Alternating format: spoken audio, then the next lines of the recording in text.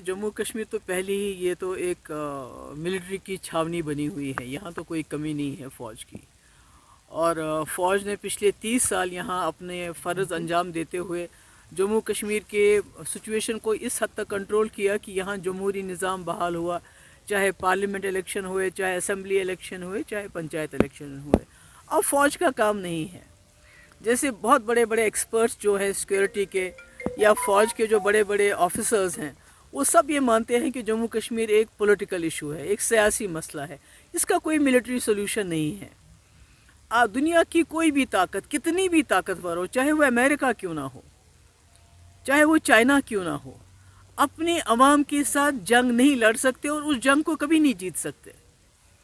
तो इसलिए जम्मू कश्मीर के मसले के लिए यहाँ जो फ़ौज ने काम करना था वो कर चुकी है। अब जो बीजेपी फ़ौज के कंधे पे, सिक्योरिटी फोर्सेस के कंधे पे रख के बंदूक चलाना चाहती, इससे कुछ हासिल नहीं होगा।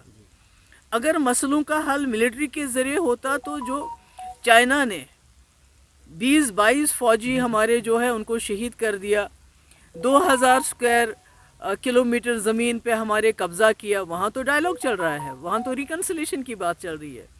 तो मेरा ये कहने का मकसद है कि ये जो ये सिक्योरिटी फोर्सेस सीआरपी या बटालियंस और लाने की बात कर रहे हैं, लोगों को एसएलआर देने की बात कर रहे हैं, दूसरे हथियार देने की बात कर रहे हैं, इससे मसला तो हल नहीं होगा। बल्कि जो बीजेपी का जो उनका अपना मकसद है, जो उनका अपना एजेंडा है, दो फ़िरकों में नफ़रत फैलाने का, एक जंगी माहौल तैयार करना, यहाँ बाई को बाई के साथ लड़ाना, उससे वही जो है वही सिचुएशन यहाँ बन जाएगी।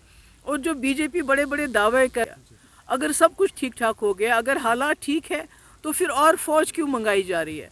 फिर यहाँ के लोगों को, लोकल्स को हथियार क्यों दिए जा रहे हैं? तो इसका मतलब यही है ना कि बीजेपी यहाँ की सिचुएशन को कंट्रोल करने में पूरी तरह से नाकाम हो गई है और अब वो फ़ौज के कंधे पे बंदूक रख के यहाँ के लोगों को और ज़्यादा जो है तंग करना चाहती है।